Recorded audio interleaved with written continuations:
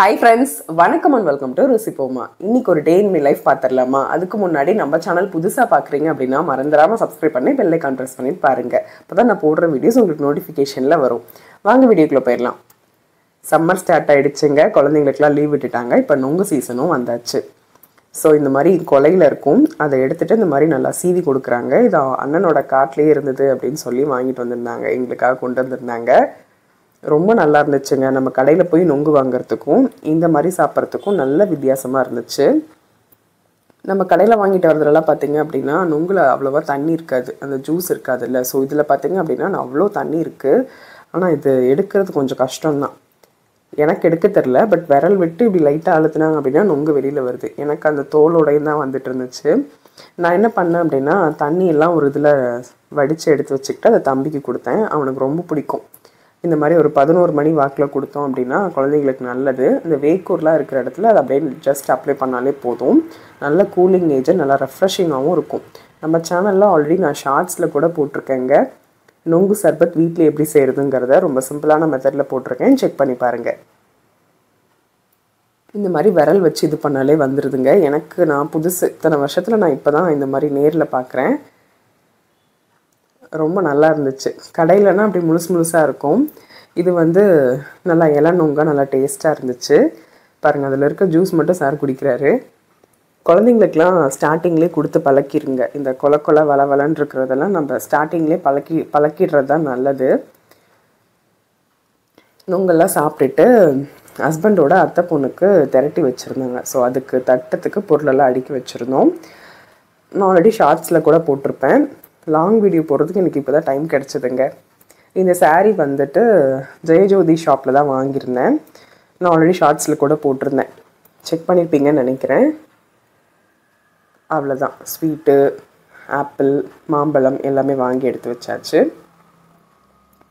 நாங்கள் ரீசெண்டாக பெங்களூர் போயிருந்தோம். அப்போ தம்பிக்கு ட்ரெஸ்லாம் வாங்கிட்டு வந்திருந்தோம். இது எல்லாமே அஃபோர்டபுள் ரேஞ்ச் தான்.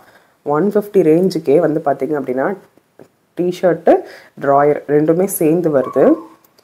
நல்லாயிருக்கு. நிறைய வெரைட்டிஸ் இருக்குது. நாங்கள் விஷால் மார்ட்டில் தான் வாங்கியிருந்தோம். இப்போ சம்மருக்கு நிறைய ஆஃபர் போயிட்டுருக்குன்னு சொன்னாங்க. சரௌண்டிங்ஸில் இருந்தீங்க அப்படின்னா செக் பண்ணி பாருங்கள். நிறைய வெரைட்டிஸ் இருக்குங்க. ஆனால் குழந்தைங்களுக்கு அதிகமாக எடுக்காதீங்க. என்னை பொறுத்த வரைக்கும் நான் எக்ஸ்பீரியன்ஸில் சொல்கிறேன். டக்குன்னு வளர்ந்துடுறாங்க. நிறைய ட்ரெஸ்ஸு போடாமே வச்சுருக்கேன், ஆனால் அதுக்குள்ளே கடன்னு வளர்ந்துடுறாங்க. ஆம்பளை பசங்களை பொறுத்த வரைக்கும். ஆம்பளை பசங்களால இந்த மாதிரி ஷர்ட்டு, பேண்ட்டு இந்த மாதிரி தான் இருக்குது. பட் பொண்ணுங்களுக்கெலாம் நிறைய வெரைட்டிஸ் இருக்குது. நான் எப்போ கடைக்கு போனாலும் அது பொண்ணுங்களோட கலெக்ஷன்ஸ் பார்த்துட்டு தான் பையனுக்கு எடுப்பேன். ஸோ இந்த மாதிரி அங்கே ரொம்ப நல்லா இருக்குங்க. ஒரு 150-200 ரேஞ்ச்லேயே நல்ல காட்டன் மெட்டீரியல் எல்லாமே சூப்பராக இருக்குது. பேண்ட்டும் வாங்கிட்டு வந்திருந்தேன். எல்லாமே நல்லாயிருக்கு. அஃபோர்டபுள் ரேஞ்சில் சூப்பராக இருக்குது. நீங்கள் எப்போ குழந்தைங்களுக்கு எடுத்தாலும் ஒரு சைஸ் சேர்த்து எடுத்துருங்க. அப்போ தான் அவங்க பசங்க வளர்ந்தாலும் கரெக்டாக இருக்கும். என்னோட எக்ஸ்பீரியன்ஸில் சொல்கிறேன். நிறைய ட்ரெஸ்ஸு போடாமே எடுத்து வச்சுருக்கேன் மகிழனுக்கு. ஸோ அதனால் சொல்கிறேன். இது கூட நம்ம ரெசிபி எப்படி ரெடி பண்ணுறதுங்கிறதையும், பாவக்காய் பொரியல் கசப்பே இல்லாமல் புளி ஊற்றாமல் எப்படி செய்கிறதுங்கிறத இந்த வீடியோவில் சொல்லியிருக்கேங்க. வீடியோ ஃபுல்லாக பாருங்கள். ரொம்ப சிம்பிளாக இருக்கும். இது நம்ம ரச சாதம், தயிர் சாதம், இல்லை சுடு சாதத்தில் லைட்டாக நெய் விட்டு இது போட்டு பெசரி சாப்பிட்றதுக்கு அவ்வளோ அற்புதமாக இருக்கும். நம்ம இட்லி தோசைக்கு கூட வச்சுக்கலாம். வாங்க எப்படி செய்கிறதுங்கிறத பார்க்கலாம். நீங்கள் பாவக்காய் லவ்வர்ஸாக இருந்தீங்க அப்படின்னா டெஃபினட்டாக உங்களுக்கு இது பிடிக்கும். கொஞ்சம் கூட கசப்பே இருக்காது. இந்த மாதிரி மெத்தடில் ட்ரை பண்ணி பாருங்கள். இரும்பு கடாய் வச்சுருந்தீங்க அப்படின்னா பெஸ்ட். இரும்பு கடாய் யூஸ் பண்ணிக்கோங்க. அதில் 2 ஸ்பூன் அளவுக்கு நல்லெண்ணெய் ஊற்றிக்கோங்க. ஏன்னா நல்லா காயட்டும். காஞ்சதுக்கப்புறமா 1 ஸ்பூன் அளவுக்கு கடுகு ஆட் பண்ணிக்கோங்க. கடுகு நல்லா வெடிக்கட்டும். நீங்கள் இரும்பு கடாய் இல்லை அப்படின்னா நீங்கள் மண் சட்டி கூட யூஸ் பண்ணிக்கலாம். கடுகு, உளுத்தம்பருப்பு, கடலைப்பருப்பு நல்லா பொரியட்டும். இது கூடவே 1/4 ஸ்பூனுக்கும் கம்மியாக சீரகம் ஆட் பண்ணிக்கலாம். நல்லா பொரிஞ்சிருச்சு. நல்லா பொரிஞ்சதுக்கப்புறமா இது கூடவே கட் பண்ணி வச்சுருக்க பச்சை மிளகாய் ஆட் பண்ணிக்கலாம். நான் 2 பச்சை மிளகாய் ஆட் பண்ணியிருக்கேன். உங்கள் காரத்துக்கு தகுந்த மாதிரி நீங்கள் ஆட் பண்ணிக்கோங்க. 10 பல்லு பூண்டை கட் பண்ணி ஆட் பண்ணியிருக்கேன். நீங்கள் தட்டி சேர்த்துக்கிறதுனால சேர்த்துக்கலாம். பூண்டு நல்லா வறுபடட்டும். அதுவும் இந்த நல்லெண்ணெய்க்கும் பூண்டு வணக்கும் போதும் நல்ல ஃப்ளேவர்ஃபுல்லாக இருக்குங்க. 2 எனக்கு கருவேப்பிலை போட்டுக்கலாம். நல்லா ஃப்ரெஷ்ஷான கருவேப்பிலை நல்லா மிக்ஸ் பண்ணி விட்டுக்கலாம். பூண்டு நல்லா கலர் சேஞ்ச் ஆகட்டும். பாவக்காய் பொரியல் ரொம்ப டேஸ்டான காயின்னு பார்த்திங்க அப்படின்னா அது பாவக்காய் தான். அது நம்ம கரெக்டான பக்குவத்தில் செய்யும்போது அந்த டேஸ்ட் வேறு லெவலில் இருக்கும். கட் பண்ணி வச்சுருக்க சின்ன வெங்காயத்தை ஆட் பண்ணிக்கலாம். ஒரு 15 போல் சின்ன வெங்காயம். நம்ம நாட்டு காய்கறிகள் எது பயன்படுத்தினாலும் சரி, நம்ம இந்த மாதிரி சின்ன வெங்காயம் போட்டு செய்யும்போது ரொம்ப நல்லாயிருக்கும். அதுக்கு தனி ருசியே இருக்குது. நான்வெஜ்ஜுக்குமே பார்த்திங்க அப்படின்னா பெரிய வெங்காயத்தை விட சின்ன வெங்காயம் ரொம்ப நல்லாயிருக்கும். ட்ரை பண்ணி பாருங்கள். வெங்காயம் ஓரளவுக்கு வதங்கினதுக்கப்புறமா நம்ம கட் பண்ணி வச்சுருக்க பாவக்காவை ஆட் பண்ணிடலாம். பாவக்காய்க்குள்ளே இருக்க விதையெல்லாம் எடுத்துகிட்டு நல்லா கழுவிட்டு மீடியம் சைஸில் கட் பண்ணியிருக்கேன்.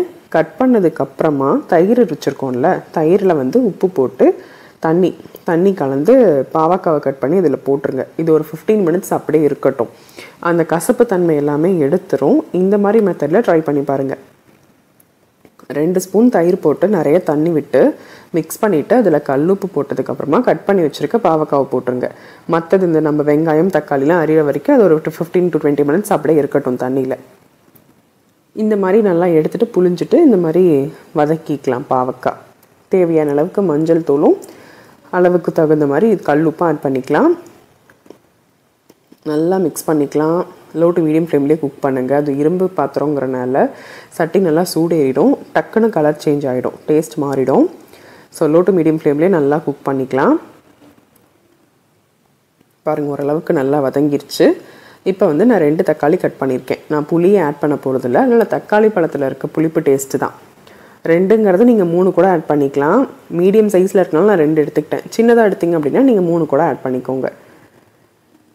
நல்லா மிக்ஸ் பண்ணி விட்டுக்கலாம். தக்காளி ரொம்ப மசியணுங்கிறதெல்லாம் இல்லைங்க, லைட்டாக கலர் சேஞ்ச் ஆனாலே போதும். பார்க்குறதுக்கு நல்லா கலர்ஃபுல்லாக இருக்குல்ல, டேஸ்ட்டு ரொம்ப நல்லாயிருக்குங்க. நீங்கள் இந்த மாதிரி மெத்தடில் பாவக்காய் செஞ்சு பாருங்கள். டெஃபினட்டாக நீங்கள் மோர் தண்ணியில் பாவக்காவை ஊற வச்சே ஆகணும். ஊற வைக்கும்போது அதில் இருக்க அந்த கசப்பு தன்மை எல்லாமே போயிடும். இந்த மாதிரி மெத்தடில் ட்ரை பண்ணி பாருங்கள்.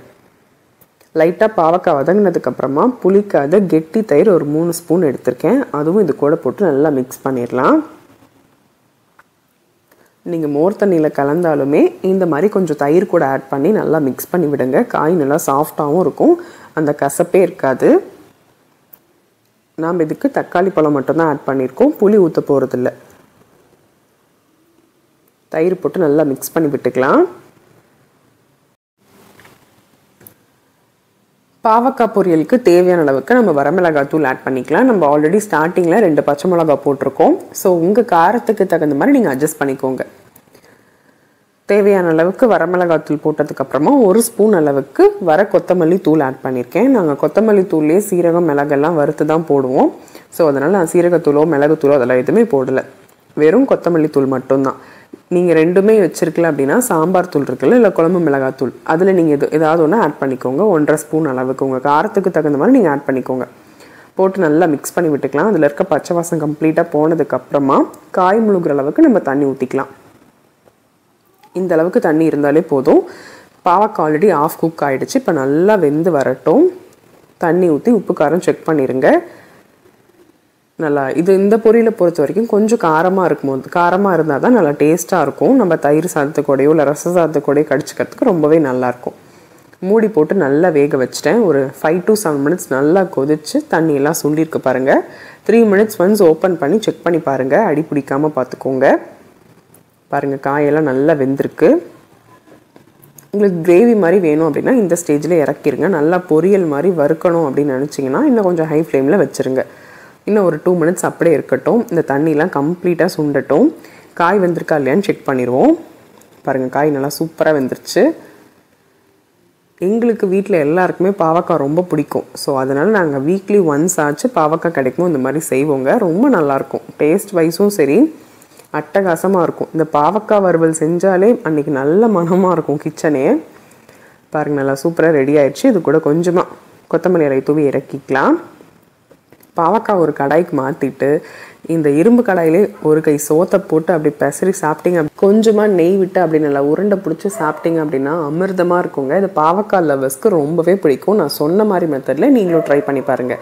உங்களுக்கு இந்த வீடியோ பிடிச்சிருக்குன்னு நினைக்கிறேங்க. வீடியோ பிடிச்சிருக்கு அப்படின்னா மறந்துடாமல் வீடியோக்கு ஒரு லைக் பண்ணி ஷேர் பண்ணி சப்ஸ்கிரைப் பண்ணிக்கோங்க. ரெசிபி செஞ்சு பார்த்துட்டு எப்படி வந்துச்சுன்னு கமெண்ட் செக்ஷனில் தெரியப்படுத்துங்க. பாய்.